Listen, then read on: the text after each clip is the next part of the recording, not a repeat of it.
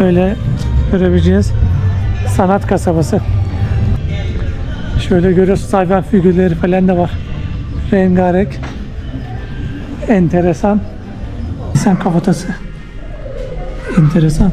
Daha yakından bakabilir miyiz? Güzel.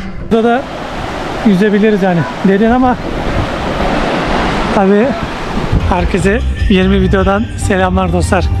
YouTube kanalıma hoş geldiniz. Bu videoda sizlerle birlikte Antıköy isimli kasabaya geldik. Yani sanat kasabası da diyebiliriz, böyle rengarenk. Güzel bir kasaba. Hatta burada da böyle muazzam. Burası tabii meşhur kilise. Burası resmen rengarenk sokaklarıyla bilinen meşhur Antıköy kasabası. Böyle görebileceğiz. Sanat kasabası. Bütün duvarları da hayvan figürleri, çiçekler, meyveleri falan boyadıkları rengarenk kasaba. Tabii burası 1990'lı yıllarda meyve ticareti yapıyorlardı, yani ekim falan yaptıkları için ve oradan da pek bir gelir elde edemedikleri için burayı nasıl daha çok böyle gelir elde ederiz, turistik hale getiririz diye düşünmüşler ve sonrasında da kasabayı, bütün sokakları, böyle binaları şöyle göstereyim, hatta boyayarak, figürler çizerek bu hale getiriyorlar. Yani bu da 2003 yıllarına dayanıyor. Şöyle görüyorsunuz, hayvan figürleri falan da var. Rengarenk. Enteresan bir yer. Yani burayı turistik merkeze getirmek için kasabayı boyalar, anlayacağız dostlar. Tabii bunun içinde bütün kasaba halkı yardım ediyor. Yine şöyle göstereyim size. Çiçeklerin falan bulunduğu. Burası da Lima'ya 2-2,5 saat uzaklıkta bir yer. Tabii uzak olmasının sebebi de işte yolların bozuk olması falan derken bayağı ulaşımla zor oluyor. Ulaşımda otobüsler 20 soles demişti. O da Lima'da bulunan San Luis şehrinden kalkıyor otobüsler. Yani Avenida Nicolas Arriola şehri. Yine böyle rengarenk kuş figürleri, hayvan figürleri, yani çiçeklerin bulunduğu. Şurada da otel var. Lima'dan da 70 kilometre uzaklıkta yani bir yer. Gayet hoşuma gitti burası. Tabii dediğim gibi burası 1990'larda araştırma, eğitim ve geliştirme merkezi olan SİET daha büyük bir şey yapmaları gerektiğini fark ediyor. Ve burayı da tarımsal kalkınmayı arttırmak için öyle rengarenk şehir yapıyorlar. Yani bu da dediğim gibi 2023 yıllarına kadar dayanıyor. Turizm yolu da daha çok turist çekmek için buraya ziyaretçi böyle hayvan figürleri de boyuyorlar. Tabii kasabayı Antika'nın renkleriyle projesi olarak da doğuyor. Yani ilk proje böyle. Sonrasında da aileler eğitim alarak, yani uzman kişiler aileye eğitim vererek, atölye aracıyla halkı bilinçlendirerek ardından ilçenin taşıyacağı sanatsal tasarım seçilmesi için uluslararası bir yarışma düzenliyorlar. Ve sonra da kazanan kişi de zaten Perulu sanatçı Enrique Bustamante oluyor. Böylece de 2004 yılında Antıköy'ü resmediyor. Burası da zaten meydanı. Plaza'da Antıköy'de geçiyor. Dediğim gibi okullarla, kiliseyle ortak kullanım alanına başlıyor. Sonra evler, çeşitli kamusal alanlarla devam ediyor. Öyle de harika meydanı. Tabii bütün binaları boyuyorlar. Burada da restoranların, dondurmaların olduğu harika bir yer. Kanalıma da abone değilseniz abone olup beğenirseniz de sevinirim. Sizin desteklerinizi görmek bana çok büyük bir mutluluk veriyor. Yorum yazarsanız da sevinirim. Şunu da söyleyeyim. Bazen çeviri yanlış yapabiliyor. Hem YouTube olsun hem de benim anlamadığım zamanlarda telefondan bakıp çeviriyorum. İspanyolca farklı anlama çevirebiliyor. Eğer yanlış bir şey söylersem de yorumlarda yazabilirsiniz. Bu sayede düzeltmiş olabilirsiniz. Yine böyle enteresan kuş figürleri, hayvan figürleri var. Güzel, hoşuma gitti yani. Rengarenk bir kasaba. Güzel düşünmüşler yani. Şurada da yine göster ama restoran diyor. Ha, şuradan da kuş bakışı yere gidiyor. Olmadı böyle gidelim. Kuş bakışı bakabileceğimiz yer. Tabii burası bir kademe, aslında şöyle gösterebilirsem şu yukarı daha doğru çıkıyor da hava bayağı sıcak olduğu için çıkmak istemedim çünkü bunaltıcı bir hava var. Bayağı da neredeyse 25-27 derece bir sıcaklık var. Fena yakıyor. O yüzden de pek çıkmak istemedim. Size yine de buradan göstereyim. Burası da yüksek. Şurada da ayrı bir kasaba var. Bayağı da yüksek dağların bulunduğu bir kasaba. Tabii buranın da nüfusu en son baktığımda 1300 diyordu da büyük ihtimal 1300-1500 arasında bir nüfusu var. Antikanın kültürel müzesi. Böyle giriş var. Şurada da mumyaların, fosillerin, hayvanların figürleri var. Şu resmin anahtarlığı vardı bende. Hala da kullanıyorum. Tabii giriş ücreti de 4 soles. Bitkilerin bulunduğu kaktüs ağaçları. Ne hikmetse bu Peru kaktüsü çok seviyor. Güzel ama şurada ne taşlardan böyle heykel yapmışlar. Tabii hepsi orijinal. Şurada ne farklı figürler var. Değişik ilginç figürler. Burada sahte fauna yapmışlar. Burada ne farklı figürlerin bulunduğu. Harika. Tabii değişik. Enteresan. İlginç şeyler var. Zamandan kalma. Değişik kültür. Burada yine farklı taşlar da var. Taşların üzerine oyma yapmışlar. Piedras Tallada Stage. Şuraya bakar mısınız? Tabii dediğim gibi hepsi orijinal. Şurada da yine farklı taş oymaları var. Tarım aletleri var. O zamandan kalmalı. Burada da, burası elma tarımıyla çok biliniyor. Elma üretimi bayağı var burada. Bunlar tabii yine değişik. Bunlar tamamı orijinal. Peru'nun para birimleri var. Neydi şu? 100.000 diyor sanırım. 100.000. Enteresan. Şurada da bakabiliyoruz. Daha yakından kameradan gözükmüyor. Değişik para birimleri var. 100 soles. Değişik para birimleri. Ben de ilk defa görüyorum. Şu dolara benziyor. 5 soles. 5 soles. 10.000. 100.000 TL. 5.000. 5.000. 5.000. 10.000. Böyle gidiyor. Enteresan para birimleri var. Bayağı da çeşit var yani. Burada da antik araba, anahtarlık. Yani şu anahtarlıklar çok meşhur oluyordu Türkiye'de. Hatta şöyle vardı Türkiye'de. Kilitler var tabi. Şurada bomba. Şu anahtarlık dediğim gibi var bende. Kullanıyorum. Hoşuma gitmişti. Peru'ya ilk geldiğim turist zaman aldım. Burada da çam var. Alkol şişeleri var küçük. Böyle. Şunun ismini unuttum. Türkiye'de de vardı, kullanıyordum. Gazoz kapakları, Spiderman. Hayvanlar var. Tabii hepsi gerçek. Kelebekler, yılanlar, yılan derisi. Enteresan. İnsanı etkiliyor. Burada da yine orijinal, gerçek hayvanlar. Birçok hayvan var. Ne kadar büyük. Vay. Arı. Şuradan yine bakabiliyoruz daha yakından. Tabii kameradan yansımıyor. Şuna bakar mısın dostlar? Tarantula. Tarantula var. Tabii şu Varietas grilus diyor. Yengeçlerin bulunduğu taşlar var. Taş figürleri. Enteresan gerçekten. İlk defa görüyorum ben de. Yine enteresan taş figürleri. Şurada da hemen bakalım ne varmış. Yine taşlar var.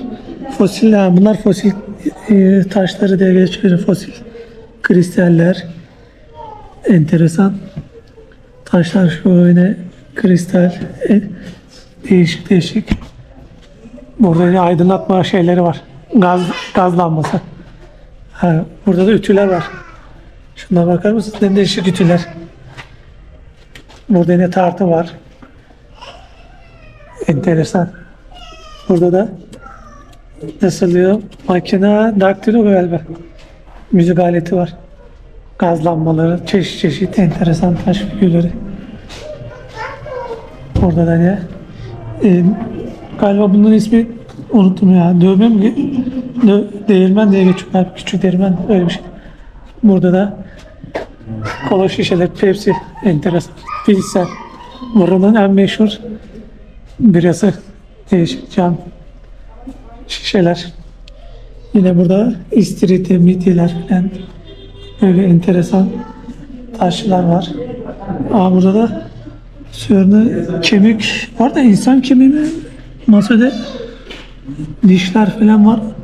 Hayvan kalıntıları, fosil kalıntılar. Burada da kesici aletler var galiba. Ne değişik. İlginç. Yani şu altın. Şu da küçük altın diyor. Burada da yine ipler. Tabii gerçek deriler, hayvan derileri. Burada da nasıl diyeyim, adını unuttum. Figür ama şey figürü, kaçak figürler diyebiliriz. O insan kalıntıları, insan kafatası. Enteresan. Daha yakından bakabilir miyiz? Güzel. Dediğim gibi mumyalar da var. İleride mumya var, onları da göstereceğim. Burada da tekstil kıyafetleri var. Sustelerse İnkalardan kalma. Güzel. Piel de Toro. Dananın derisi. Kavra ineğin derisi. Burada da yine farklı. Burada da mumya var. Mumya mı? No. Bir de elde desiyor. Enteresan. Mumyada farklı bir şey var ama tam çözemedim. Yine paralar falan var. Değişik bir kalıntı var. Paralar falan atmışlar. Burada da mızrak gibi bir şey var. Evet, mızraklar falan. Yine böyle paraları atmışlar. Değişik, ilginç. Taşlar var. Vatan istiyor. Burada da taşlar. Tabii hepsi orijinal. Espendilos.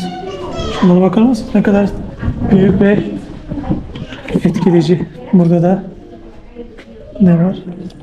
Değişik. Çay diyorum, su, çay falan içecekleri, içtikleri enteresan şeyler. Bunlar da mısırlar. Galiba sarı mısır var da genelde Peru'da beyaz mısır, daha değişik bir mısır var. O meşhur. Bir de siyah mısır, içecek yaptıkları güzel bir mısır. Şurada da yemek yaptıkları, nasıl diyeyim, adını unuttum, aklıma getiremedim şimdi. Ne diyorlardı buna? Unuttum. Sizi alta yazın. Tanrı şimdi aklıma geldi. Antika ile ilgili harita var. Şöyle göstereyim ne kadar. Şu kadar büyüklükte bir harita. Şurayı gösterdim zaten, meşhur yerler. Model yazı yazmışlar renkli. Böyle de değişik köprü var. Renkli. Tabii ışıklandırma var da o da akşam olur. Şunu da söyleyeyim, unutmuşum size. Bunu da söyleyeyim. Normalde buraya yerel Antigua'dan daha ziyade Espiritu Santo diye de adlandırıyorlar. Öyle de ismi geçiyor yani. Tabii köprü de bayağı da sallanıyor ve tehlikeli. Ama harika. Tabii burası nerede kurumuş? O kadar yağmurlu değil. Şurada yine renkli duvar sanatları var. Güzel, hoşuma gitti. Müzeden de çıktık. Müze de güzeldi. Böyle çiçeklerin, hayvan figürlerin oldu. Şurada da yazıyor zaten Espiritu Santo diye Antigua. Bir diğer adı da öyle geçiyor. Yerel böyle adlandırıyor. Şurada leylek eşyalar falan var. Değişik güzel. Arabaları falan bulundu. Enteresan bir figürler. Şurada değişik koyu var. Güzel yapmışlar. Hayvan figürleri, büyükleri. Kolyeler falan var. Hoşuma gitti, belki satın alırım.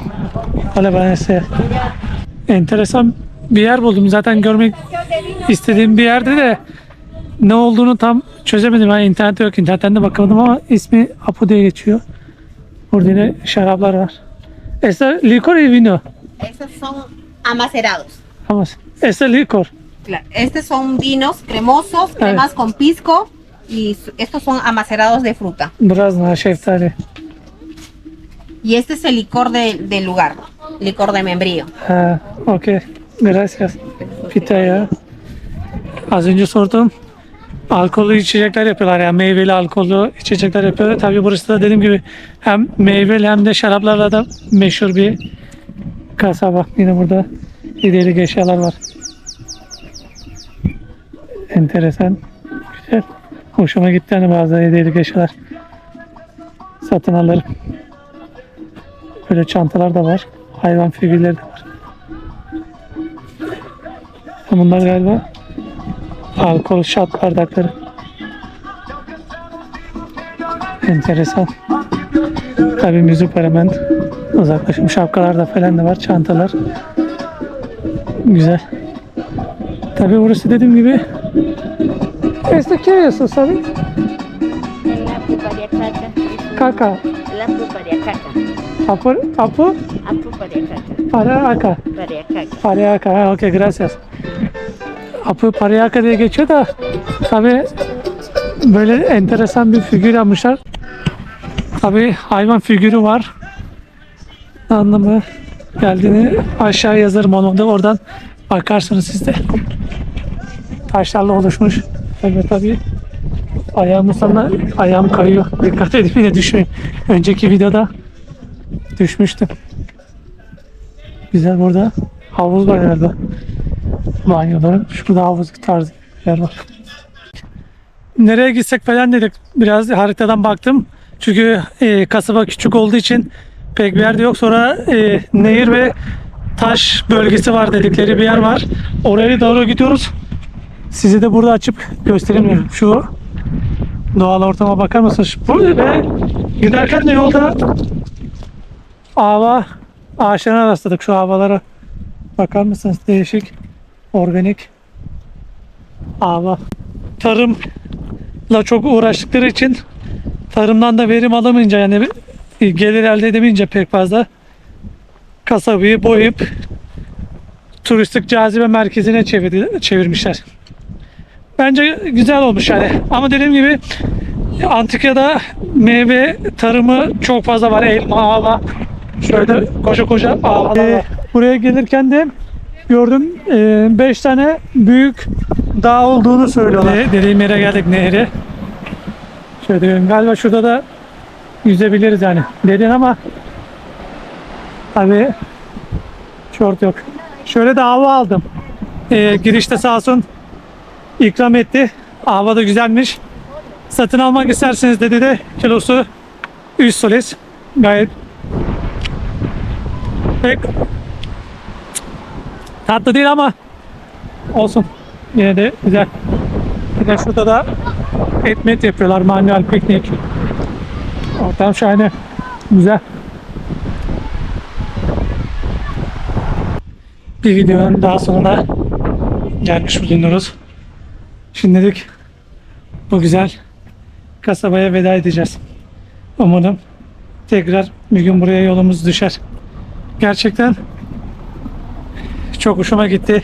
Sokaklar olsun, kültür olsun, tarih olsun. Çok renkli ve atmosferikti.